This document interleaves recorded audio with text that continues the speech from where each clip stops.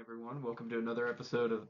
It's so serious. Should we start it? You're so serious. No, let's go. Okay. I can laugh at you.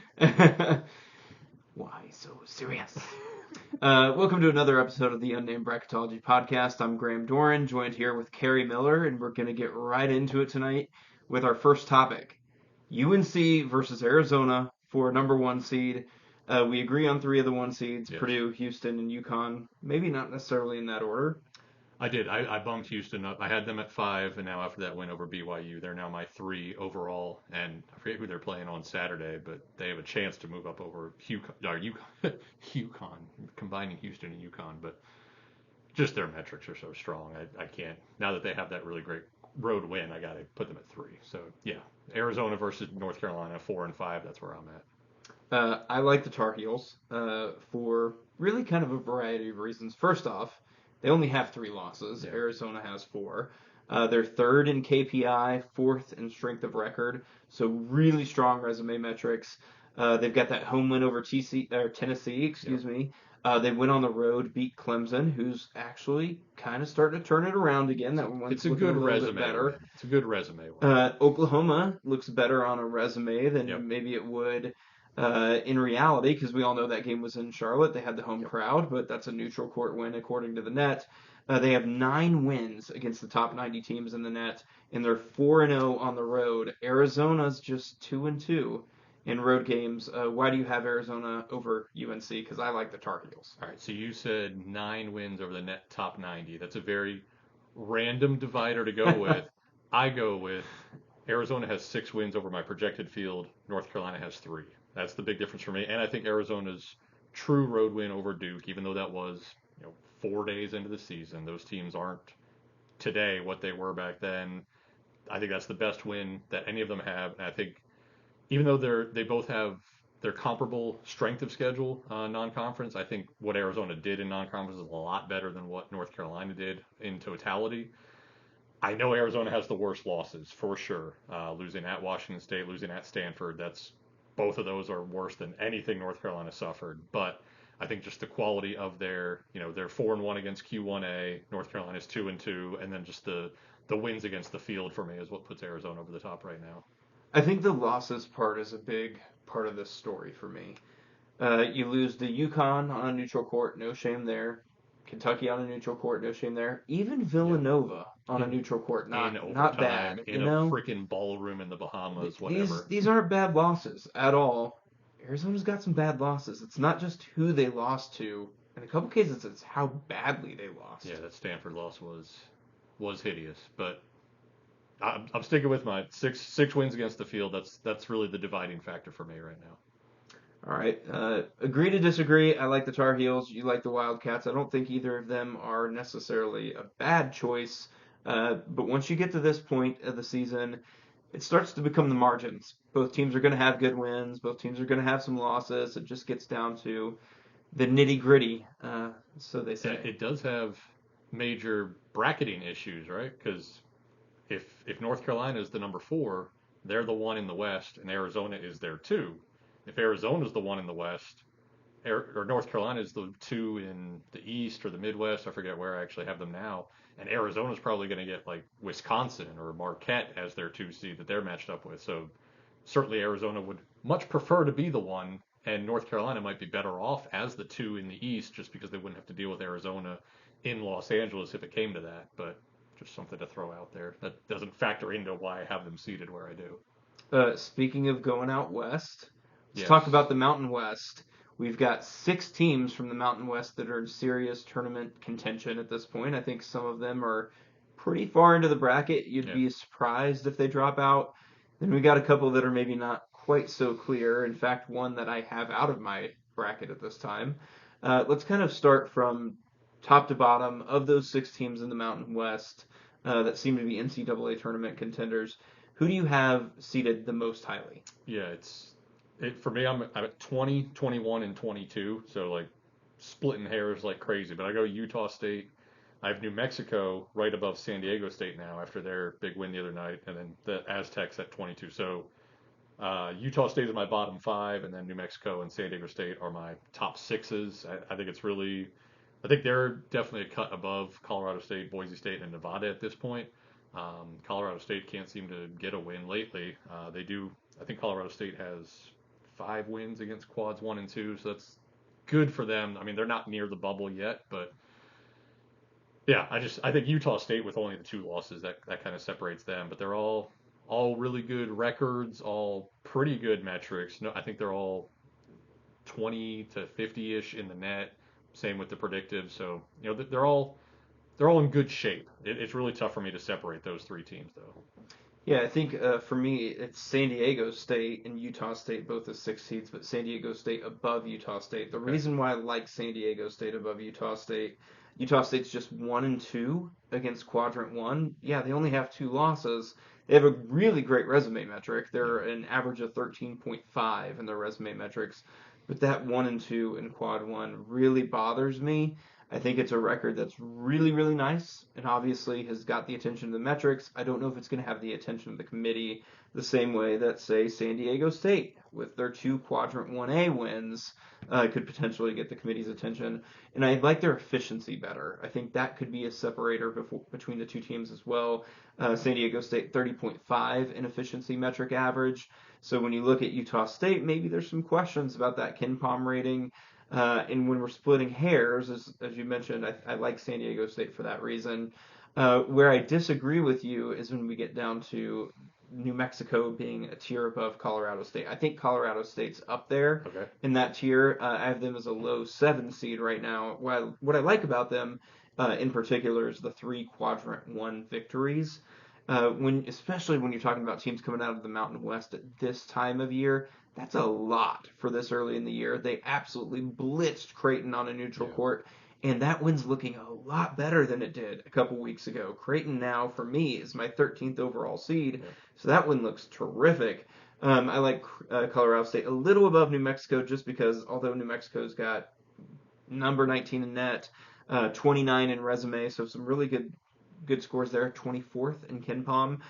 What bothers me about New Mexico in comparison is they're just 3-3 against the first 2 quadrants. Whereas Colorado State has those 3 Quad 1 wins, New Mexico only does that against the first 2 quads. So I just feel like they're a little light in the quality win department. So I actually have New Mexico still hanging out on an 8 line. That's fine. I know I'm a little bit high on New Mexico, and I think that's me. They're my Final Four sleeper. I think I want them to be better than I actually analyze them to be. I'm not sure, but I mean, you back to Utah State, the divide between their resume metrics and the predictives, they are kind of Memphis-y now, right? Back to what the Tigers used to be, kind of what like you said, 13.5 resume, they're around 50 in the predictives. So that makes me uncomfortable having them as my last 5 seed. It's just at that point in the bracket, I'm just like, man, the 15-2 record, I'm going to give it to them for that reason. Whereas New Mexico and Colorado State and San Diego State have all suffered a few more losses. So kind of the inverse of what we were talking about North Carolina and Arizona, but that's just for me. I think I've had Utah State a little bit above, and I just keep them there because they aren't losing. Kind of being a little bit above. The final 2 teams that are in NCAA tournament contention, I'm sure we have them in the same order. Uh, Boise State and Nevada. Where do you have Boise State? Where do you have Nevada? Boise State at 34, so that's what, a 9 seed, a high 9. Dropped them a little bit. They have they had a Q3 loss. Who'd they lose to? Air Force? No. Nevada lost to Wyoming. That's why you have them out. I have them closed out. I dropped them out and then put them back up after they beat San Diego State the other night. I can't remember off the Yeah, top of my head. those 6 Mountain West. It's like midnight here. I'm half asleep watching the games. I can't remember them, but yeah. So I have Nevada at 43, so just above the play-in games. And I can definitely see the argument for them being out. I mean, we're going to talk about Nevada versus Providence, I'm sure. But I think Boise State, they were like heading into the conference play, they were 8-4, and then they've just kind of taken care of business. They've pulled off a couple of upsets, and that's pushed them up a little bit for me. Yeah, I like Boise State a lot. Their efficiency metrics aren't great. Consequently, their net's not great. Yeah. But I really like what they're doing in Quad 1. They're 4-2 against Quadrant 1 right now. They're 29th in KPI. a lot to like about Boise State. I have them as a 9 seed as well. Nevada, I have just out of the field. We'll kind of talk about some of our last teams in and out of the field. What I don't really like about Nevada is their metric average for resume is 56.5, which is That's that cut definitely line. towards that very bottom Yep. under consideration level. And they've got a Q3 loss as Yes, well, which I think a hurts bad them. Q3 loss. Yeah, I agree, and I dropped them out because of that loss. I had them as my third team out when they got that quality win, whatever, last night, 2 nights ago, and that just kind of pushed them ahead of the likes of Cincinnati and Oregon for me. So one team that I think we both agree is in the field right now, even if they didn't get the auto bid, is Princeton. Mm-hmm. But I don't think we necessarily agree We on don't. where we have them in the bracket. I'm a bit high on the Tigers, and I know that. So why are you so high on the Tigers? I I think especially now that Grand Canyon lost, now Princeton is kind of alone as that mid-major. If you're not including Florida Atlantic and Memphis from the AAC, I think that helps them a lot. And I'm not projecting that they're going to win every remaining game, but I'm also not assuming that they are going to suffer another loss. Like I'm evaluating what they are now. They're a one-loss team now. What do I got? They got 7 true road wins. That's a huge thing for me. I think when you're looking at you know teams like Northwestern, who we'll talk about in a little bit, all these in the field but bubbly teams with 6, 7 losses. If you only have one loss and you've won 7 true road games, I think the committee is going to give you some love. And when there is just one clear cut, above the rest, one bid league team, your Buffaloes, your Woffords, your Murray States in years past, they get a 6 or 7 seed more often than not. So I think I'm leaning in that direction. I know Florida Atlantic got a 9 last year, but I think they didn't play as tough of a non-conference schedule as Princeton did with all those road games. Yeah, I think I definitely see what you like in Princeton, and I think most bracketologists probably have them somewhere on a single-digit seed. What bothers me about Princeton is maybe what you don't see. Yeah, no quad one games. I'm Literally aware of not that. even a quad one game Yeah, played. And then yeah, they're 3-1 against quads 1 and 2, but you look into those games and it's we're talking Hofstra, Rutgers, yeah. like these are not At Duquesne is probably their best win. Yeah, yeah. And then not they great. lost at St. Joe's. Like this is not a really tough schedule that we're talking about. So resume metrics, I get it. Like resume metrics love them for a reason. They've got a great overall record. I think they might get a little bit of that Ken Palm treatment, where the committee looks at them and says, "Yeah, good team," Yeah, but there's probably a reason they're 51st in Ken Palm, and I think they might end up a little bit in that way, like Florida Atlantic, where without a whole lot of information on how great they really are, you maybe lean a little bit more on the efficiency than you would otherwise. Just because, again, literally not a single game against Quad 1. It's difficult to know how they'd stack up yeah, when they haven't had the opportunity. yeah. And I think it's similar to Utah State here for me, right? Where it's just at a certain point you're looking at all these resumes and they really stand out because they only have that one loss because Utah State only has the 2 losses. And yeah, I'm with you. The quad one complete lack of quad one games is tough to argue. But I think, again, I'm not projecting that they will win out. I'm not saying that's why they are a 7 seed. But if they do win out, if they don't take any more losses, that loss at St. Joe's isn't that bad. Like for a while, we had them projected in the field, um, and they're going to get a couple of decent wins over. If they win at Yale, that's a quality win. I think Cornell is also a would be a quad two road game. So they'll have a solid resume. Florida Atlantic had 3 losses. I forget who they lost to, but one of them was really questionable in non-conference play, and that kind of hurt them. And they didn't really schedule anybody outside of. And now I'm trying to think back to last year's resumes. What was it? They beat Mississippi, I think, and that was like a 108 net win or something like that. So that's why I think they're a little bit above where FAU ended up. Again, I just keep going back to Buffalo and Wofford and Murray State. Like this, the 7 seed is just where if there's a clear-cut mid-major, one bid team, they tend to get that treatment. I don't know why they end up at 7. We always argue with them, especially with Florida Atlantic last year. I mean, man, we could have gone anywhere from 5 to 11 seed on Florida Atlantic. They ended up a 9, so kind of split the difference. Everybody got some points there, but yeah, I have a 7 for Princeton. You have them at a 10, right? Yeah. Yep. One team that I think is a difficult seed the Northwestern Wildcats, for kind of an opposite reason of Princeton in some ways, right? Yeah. Um, Princeton has the lack of quality wins, whereas Northwestern has some really good wins. They're all at home, Yes. and they lost at home to Chicago State, which is a terrible loss. Just an absolutely atrocious loss for an at-large team. But they beat Purdue. They beat Illinois. They beat Michigan State. And they beat Dayton. There we go. 3 seed Dayton. I've had Dayton as a 3 seed since like our first video. I don't know why they don't get above that spot. But you put that together, and I mean, arguably, Michigan State is the team that doesn't belong with those teams. And if Michigan State is your fourth best win, that's pretty darn good. Like, you should be feeling very good about being in the field. Yet, once I put together my bracket today, I get down and they're an 11 seed. And I was surprised by that because I thought they would be higher. Yeah. But I kept selecting other teams before them. Why is that? Like, where do you have Northwestern? Oh, I didn't even write down where I have them. I think I have them as a 9 seed right now. But 69 in the net, 315 non-conference strength of schedule, and their best win away from home is at Penn State. I mean, this is 2021-2022 Rutgers, right? We compared Memphis to 2 years ago Providence. Now Northwestern is 2 years ago Rutgers, where it's like, yeah, you got great wins. I mean, that Rutgers team had 5 quad 1A wins, and I think Northwestern has 3 right now, 4 total quad 1 wins. They only have 2 more opportunities though, right? At Purdue, at Michigan State, nothing else. They don't play Illinois again. They don't play Wisconsin again.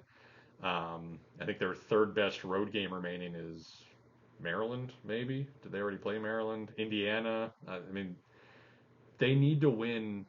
If they don't win at Purdue and don't win at Michigan State, they need to win at least 3 of their other 4 road games and win all their home games. Or I think they're in serious bubble trouble, even in spite of those 4 quality wins, because just the metrics, they didn't play anybody in non-conference play, and they got, aside from that home win over Dayton, and they had that horrible loss to Chicago State. Yeah, I think the lack of winning away from home, that is by far the thing that is sticking out on their resume to me. Yep. It's going to be a problem for them. I feel like they've gotten not just good wins, but great wins at home. But that can only get you so far. Like, sometimes people talk about, I've heard Rocco Miller mention this before. He says, your resume doesn't really start until you get a road win. Yeah. And I don't necessarily agree with that, but I think some people on the committee will agree with that. And that's all it takes to cost you a bid when it's down to these margins. It just takes 2 or 3 people on that committee thinking, this team's not for me because they couldn't get a road win. What's funny is the main site that I use for pulling all the bracketology data is Bart Torvik, because it has your net, resume, predictives, quads all right there. 2 things I don't get from that: road neutral record and non-conference strength of schedule. So when I first pull the data, like, Northwestern looks pretty darn good, and then I can remember those two things that the committee loves to hammer bubble teams for. Like, if you're outside 300 non-conference strength of schedule and you're even remotely in the last 4 in mix, you're probably not getting in. And if you don't have a quality road or neutral win, you're probably not getting in. And Northwestern has both of those red flags. Yeah, I think another thing that isn't really usually much of a consideration for getting into the field, but they're 54 in BPI and 56 in KenPom. And again, not really a big deal just for BPI to me. Oh, it wasn't about a Mountain West team. If it had been about a Mountain West team, we'd be having a whole different conversation. But they're not strong in their efficiency metrics. And the only reason I even tie that to selection at all in this case, because I usually don't tie that to selection much, is it raises the question of, if this team really isn't that strong in their efficiency and they don't have a road win, is there a reason they don't have a road win? Is this not just, maybe a little bit of bad luck here and there? Or is it like, hey, this isn't actually a quality team, it's just really hard to win on the road.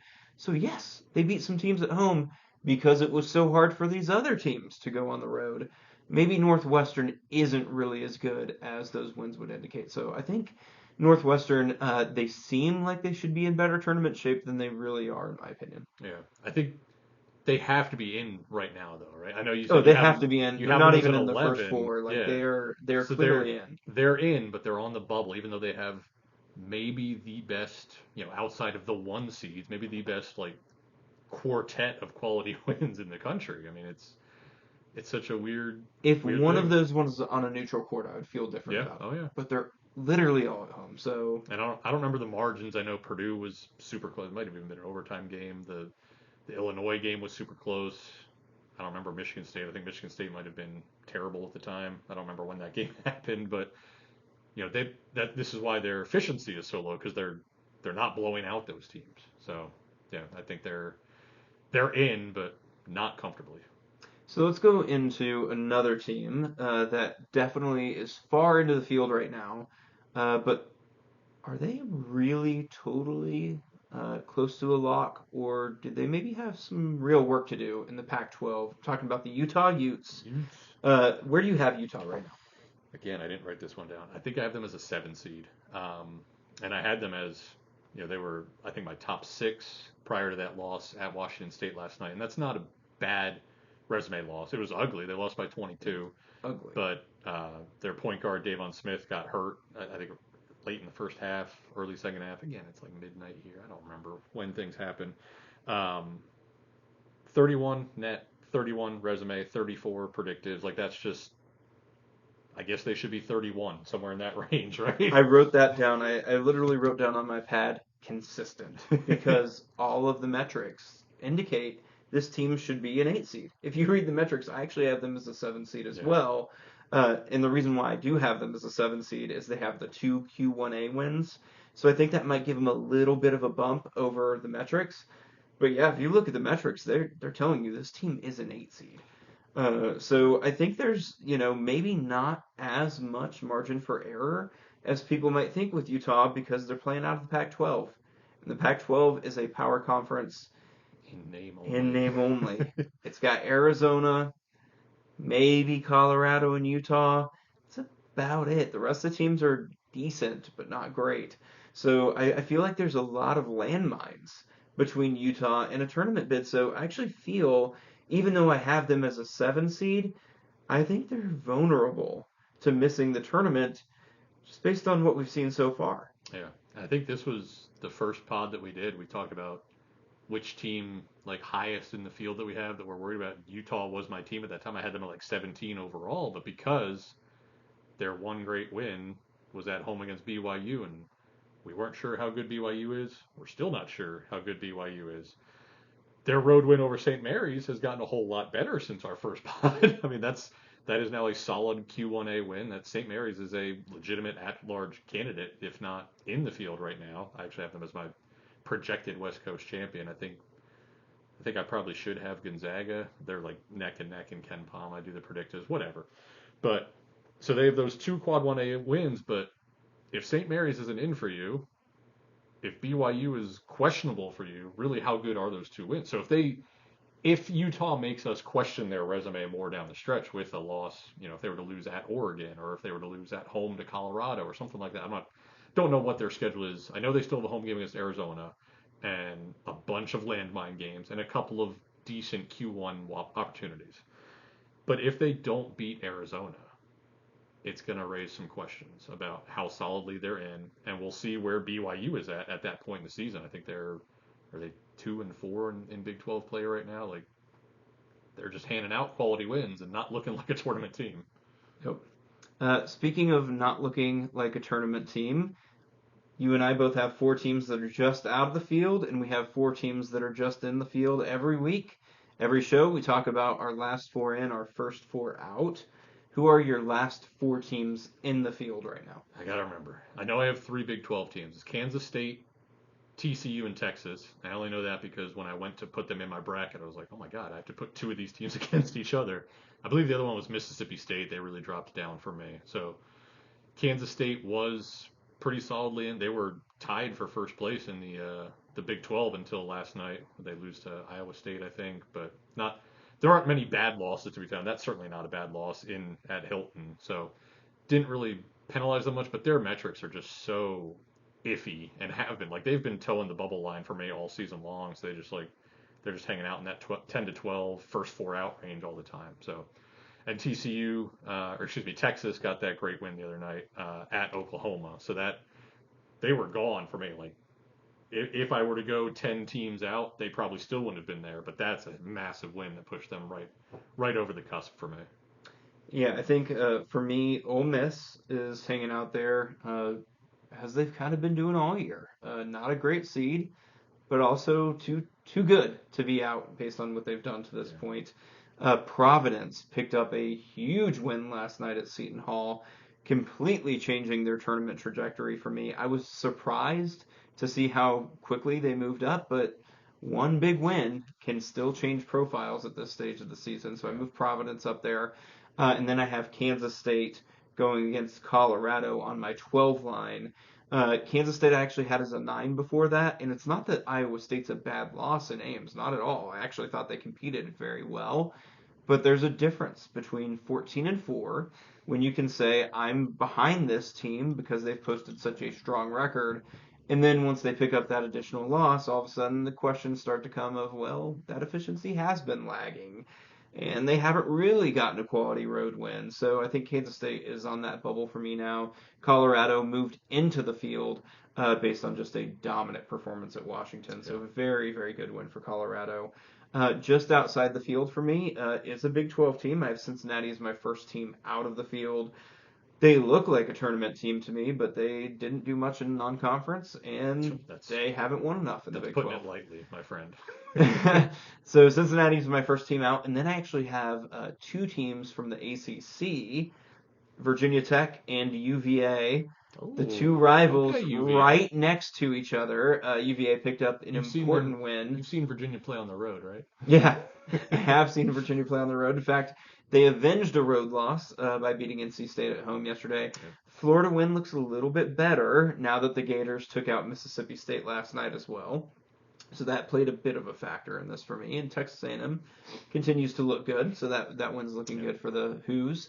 The fourth team out of the field was the one we talked about earlier, and that was Nevada. Again, they've got that bad loss, and I just don't think their resume metrics are all that good when you combine it with the bad loss. And their quality wins aren't the most quality either, right? It's like, okay, yeah, I would actually expect a tournament team to beat Colorado State at home. I don't think that's like a huge, big bonus for anybody. It's more of a, yeah, you should win that game if you think you should be in the NCAA tournament. So it's not that I dislike Nevada. I just think they're right outside the field at this point. Yeah, so I have Nevada in, you have them out. You have Providence in, I have Providence as my first team out, and it's really close. I mean, they're like 50th kind of across the line, right? Where do I have it here? Where's Providence's resume? Where did it go? I lost it. There it is. 49th in net, 50.5 resume, 41.5 predictive metrics. I mean, I'm really close on them. That win over Seton Hall last night got them similar to Texas. Like, it pushed them back. They really weren't that close for me prior to that win. Cincinnati and Oregon, they were my last two teams in prior to the weekend. Cincinnati are losing to Kansas on Monday. Oregon losing, what was their Sunday night loss? We were watching it together. I don't even remember.